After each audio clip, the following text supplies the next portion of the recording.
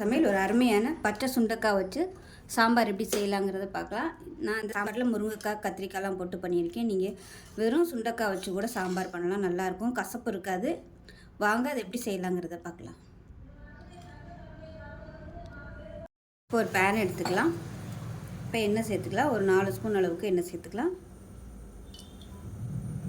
எண்ணெய் சூடானதும் பெரிய வெங்காயம் நீளமாக நறுக்குனதை ஒரு 2 கை அளவுக்கு சேர்த்துக்கலாம்.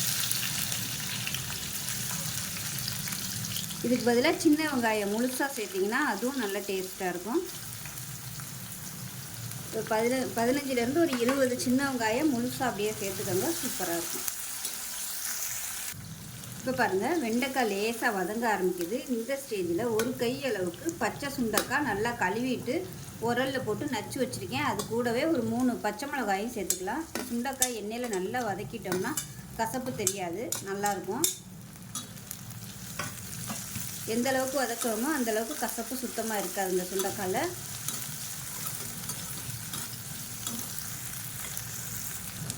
இப்போ பாருங்கள், சுண்டைக்காய் நல்லா கலர் மாறி நல்லா வெள்ளை கலரில் வந்துருச்சு பாருங்கள். இந்த ஸ்டேஜ் வரைக்கும் நல்லா வதக்கணும், அப்போ தான் உங்களுக்கு கசப்பு இருக்காது சுண்டைக்காய்.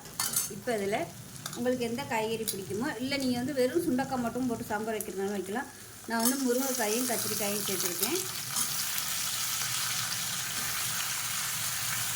இப்போ இதையும் ஒரு 2 நிமிஷம் வதக்கிக்கலாம். முருங்கைக்காய் கத்திரிக்காயெல்லாம் வதங்குறதுக்கு கொஞ்சம் உப்பு சேர்த்துக்கலாம். நல்லா வதக்கி விட்டுக்கலாம்.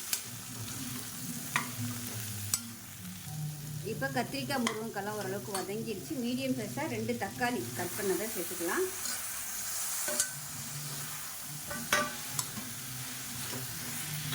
இப்போ பாருங்கள், எல்லாமே நல்லா வதக்கியாச்சு. இப்போ காய்கறி எல்லாமே நல்லா வதங்கிடுச்சு. இப்போ சாம்பார் தூள் சேர்த்துக்கலாம். சாம்பார் தூள் இல்லை வீட்டில் நீங்கள் எதுவும் யூஸ் பண்ணுறீங்களோ அதை சேர்த்துக்கோங்க. நான் ஒரு 3 டீஸ்பூன் போல் சேர்த்துருக்கேன். இப்போ இதையும் நல்லா வதக்கி விட்டுக்கலாம். பொடி சேர்த்து வதக்கியாச்சு. இப்போ தண்ணி சேர்த்துக்கலாம். காய்கறி வேகிற அளவுக்கு தண்ணி சேர்த்துக்கலாம். நான் ஒரு 6 லிட்டர் அளவுக்கு தண்ணி சேர்த்துருக்கேன். நல்லா கலந்து விட்டுட்டு மூடி வச்சிடலாம். காய்கறி நல்லா வேகட்டும். இப்போ எப்படி இருக்குன்னு பார்க்கலாம்.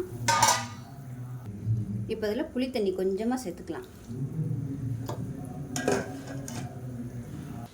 இப்போ புளி தண்ணி சேர்த்துட்டு பருப்பு வேக வச்சு வச்சுருக்கேன், அந்த பருப்பையும் சேர்த்துக்கலாம்.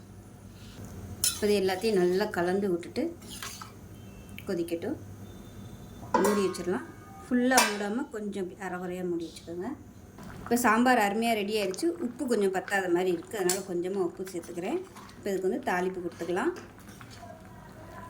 இப்போ எப்பயும் போல் சாம்பாருக்கு எப்படி தாளிப்பீங்களோ அது மாதிரி தாளிச்சுக்கோங்க. நான் கருவடகம் போட்டு தாளிச்சிருக்கேன், அதாவது தாளிப்பு வடகம், நல்லா வாசனையாக இருக்கும். இப்போ அதை சேர்த்துக்கலாம். இப்போ நமக்கு அருமையான சுண்டைக்காய், அதாவது பச்சை சுண்டைக்காய் சாம்பார் ரெடி ஆகிடுச்சு. டேஸ்ட் நல்லா அட்டகாசமாக இருக்கும்.